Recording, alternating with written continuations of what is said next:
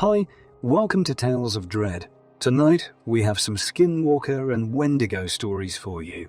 So enjoy and don't forget to like, share and subscribe.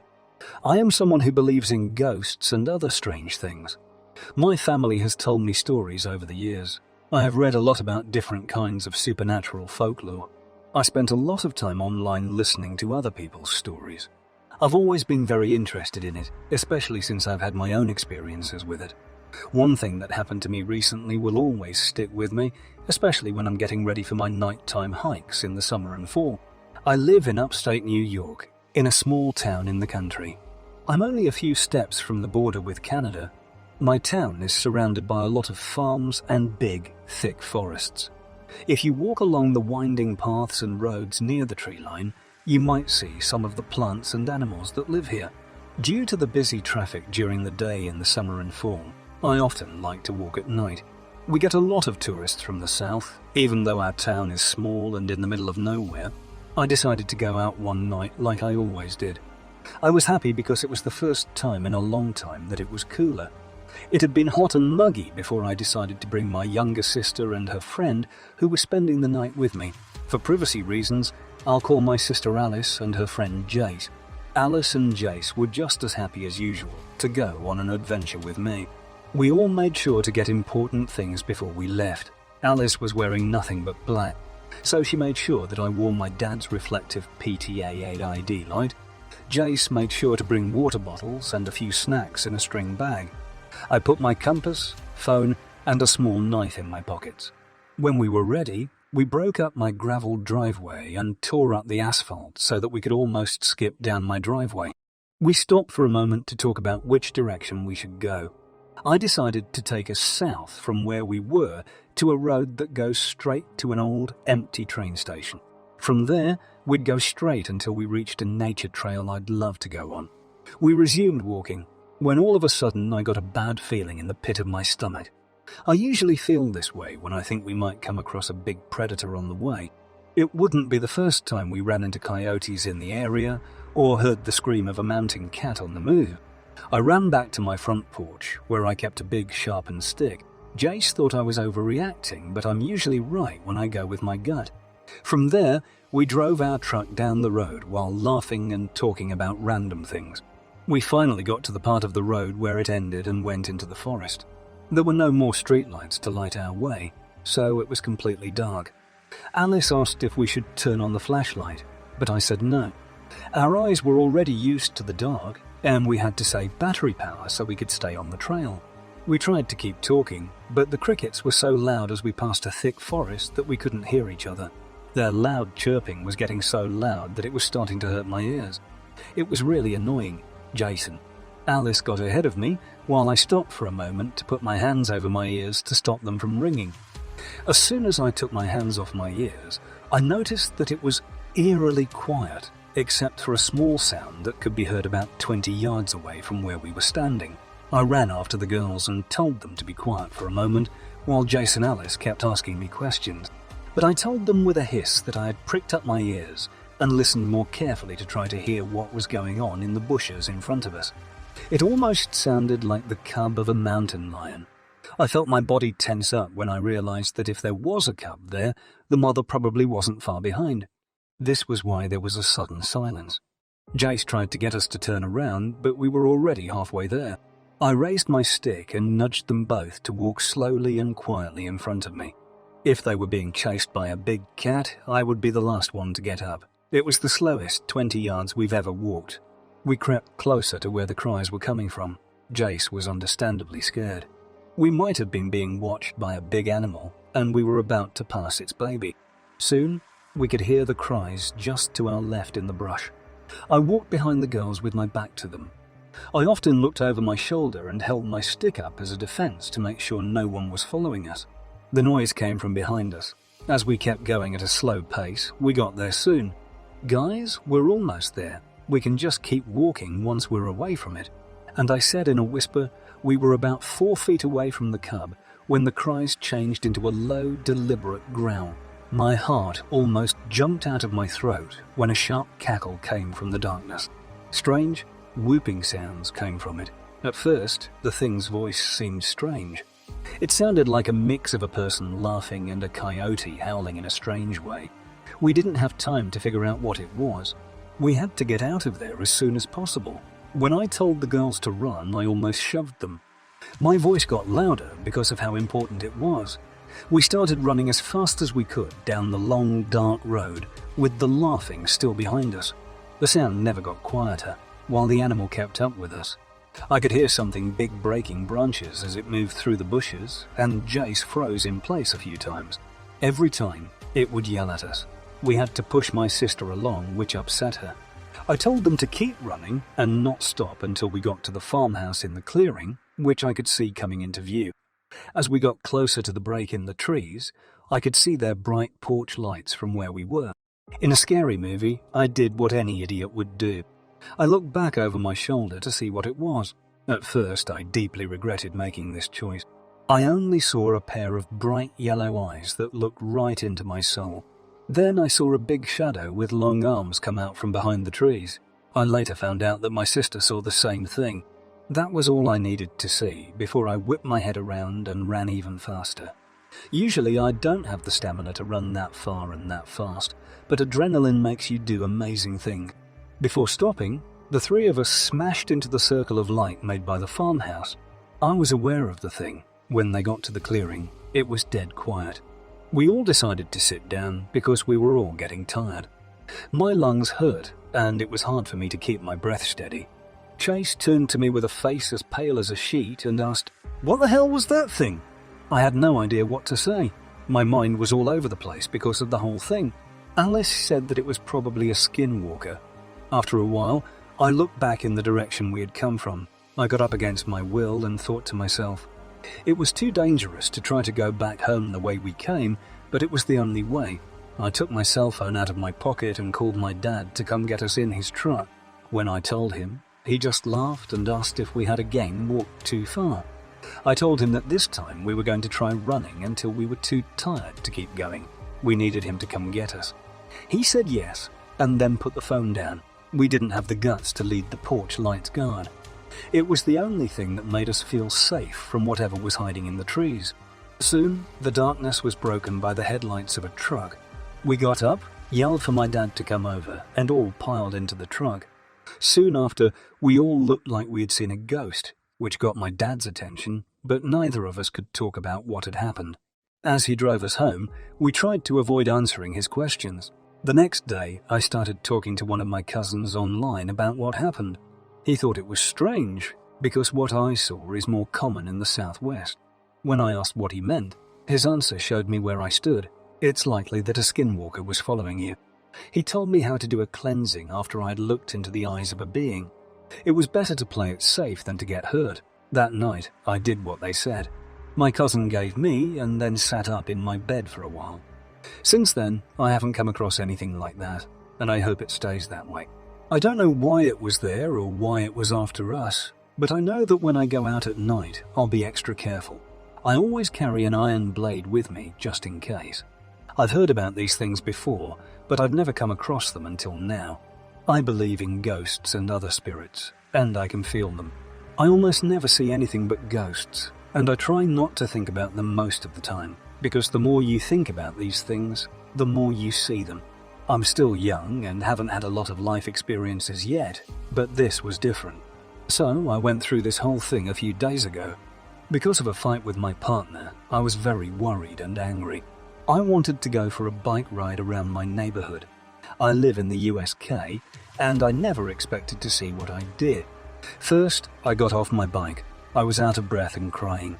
As I walked, the bushes next to me started shaking, and I could feel something moving quickly toward me.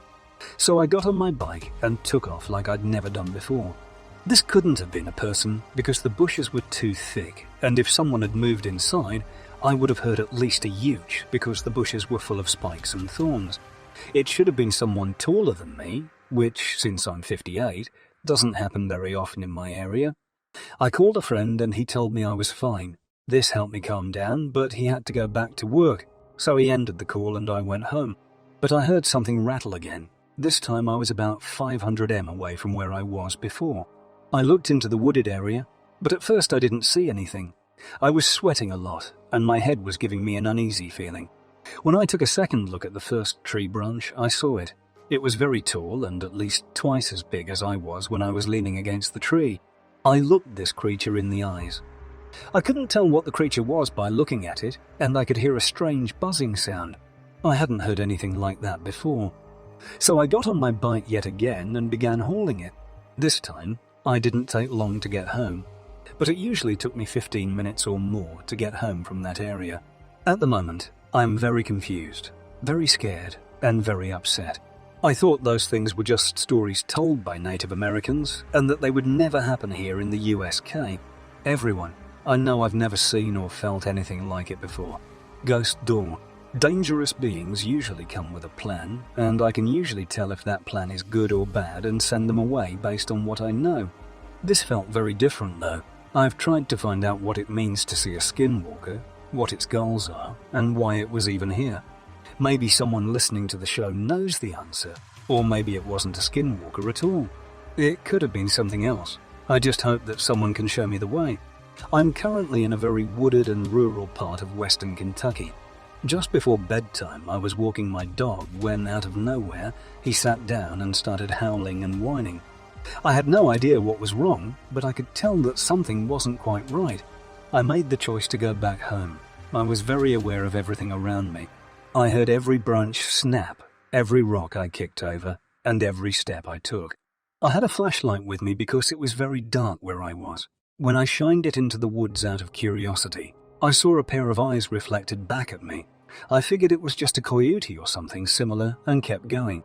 The next morning, I woke up very early to what sounded like someone crying from outside toward the woods. I was, of course, freaked out to the max.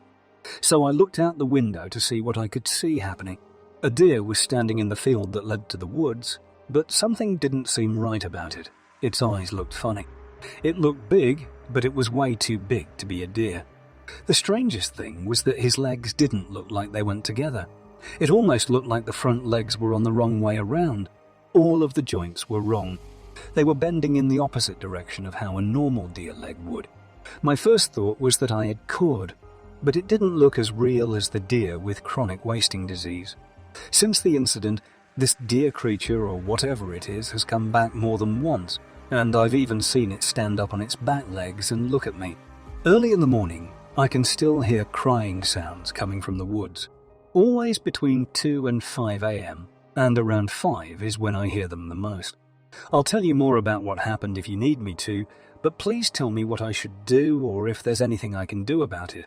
What's going on? I moved to a small town in South Dakota not long ago. Fields and trees are all around my apartment.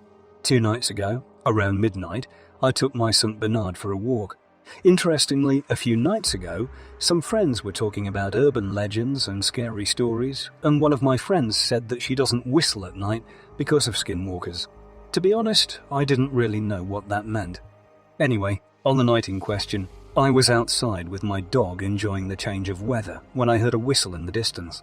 At first, it was just 2 tones repeated over and over. I wanted to ignore it, but I could tell right away that it wasn't a bird.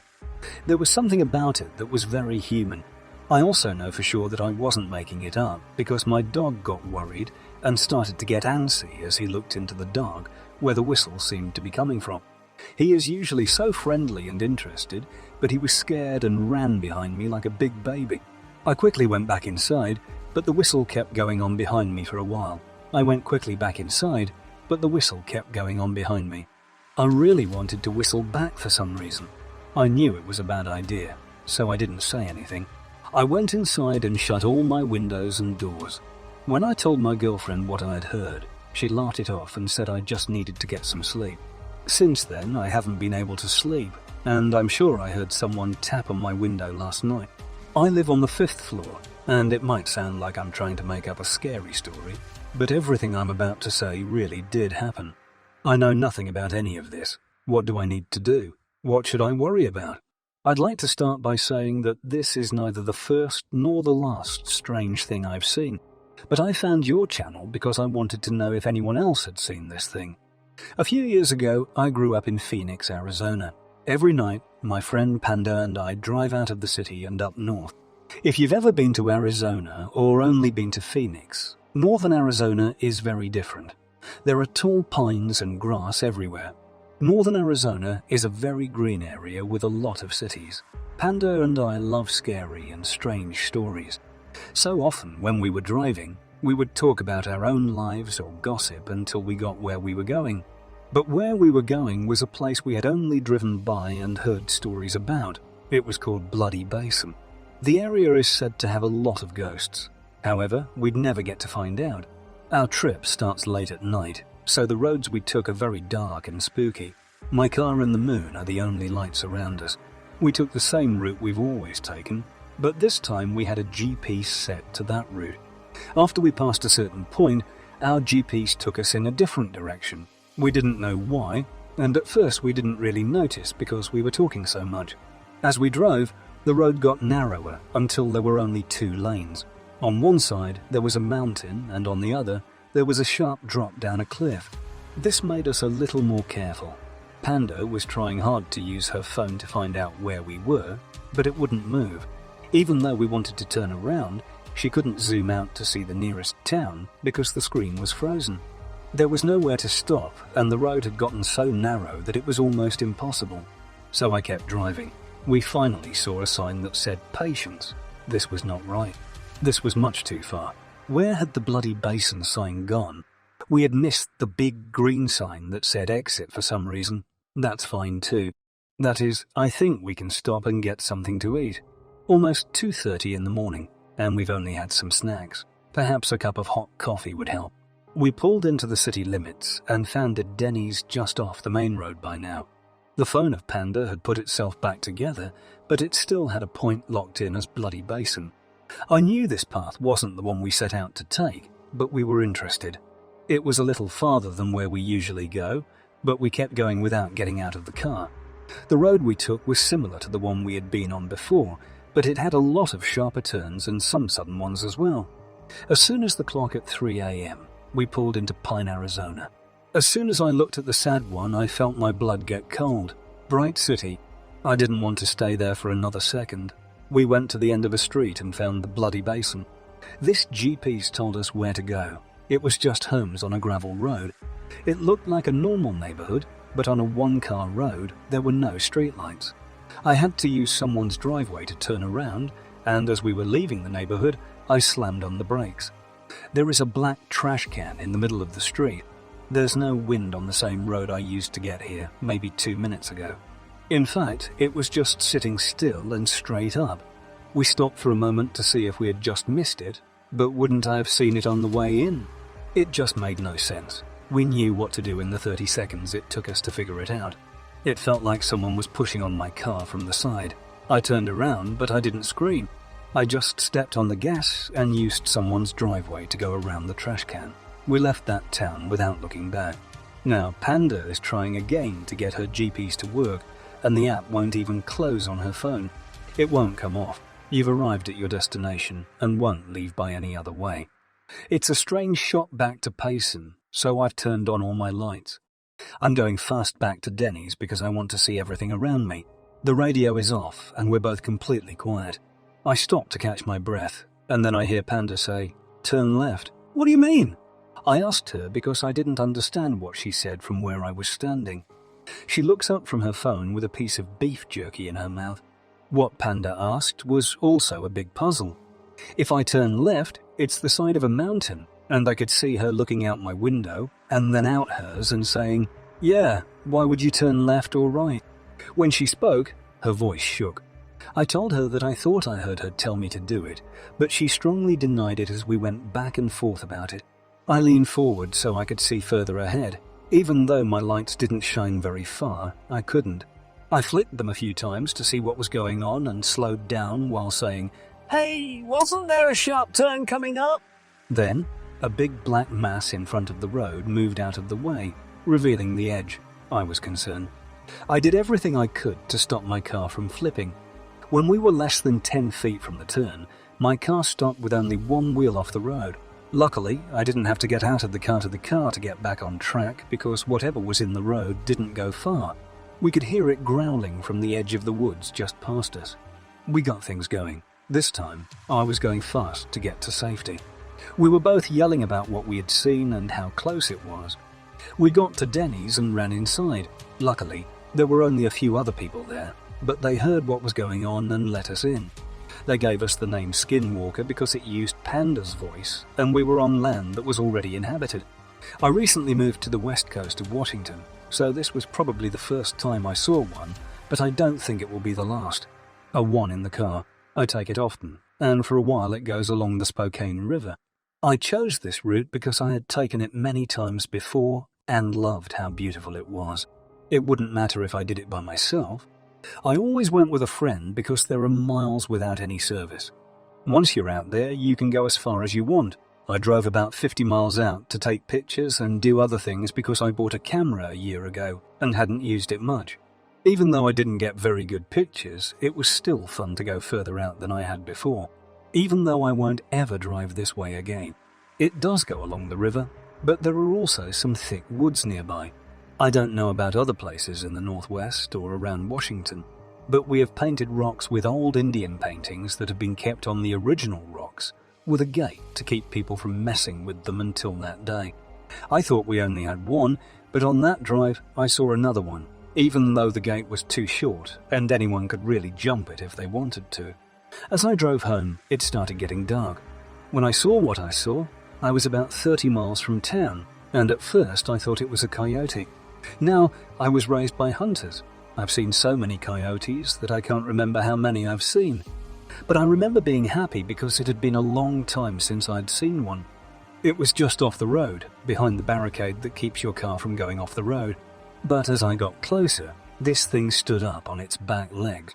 This thing was definitely not a coyote. I know what a coyote looks like, and it's not taller than a person when it's standing on its back legs. That's a sure thing. When I went by, it had gone behind the wall. At this point, I was really scared because I was still a long way from my town and had no service anywhere. I almost flipped my car because I was going close to 80 miles per hour in a 35 mile per hour zone. I really couldn't wait to get back to town. But every once in a while, I catch a glimpse of this thing in the trees. Somehow, it kept up with me, and now I know for sure that it was dark and I was scared. So all of those times, I could have just been fooled by my mind. But I know it wasn't my mind playing tricks on me the first time I saw it right by the road. But I also don't know much about the legends about the Spokane tribes, or if we have skinwalkers up here, but I don't know how else to explain it. What really freaked me out, though, were the eyes. I come from a hunting family, and I remember that when I was a kid, my dad would tell me to look at the trees when I was driving at night, and if I saw anything glowing, it meant there was an animal there. I'd seen plenty of deer and raccoons that way when I was a kid, but this thing's eyes didn't light up. I never got a good look at its eyes again because I was too busy trying to get the hell out of there to pay attention to what its eyes were doing. But eyes don't light up. I think that's really what bothers me the most. So if anyone can tell me more about this thing, like if it was a skinwalker or something else, I would be very grateful. Thanks for listening to these scary but supposedly true skinwalker horror stories.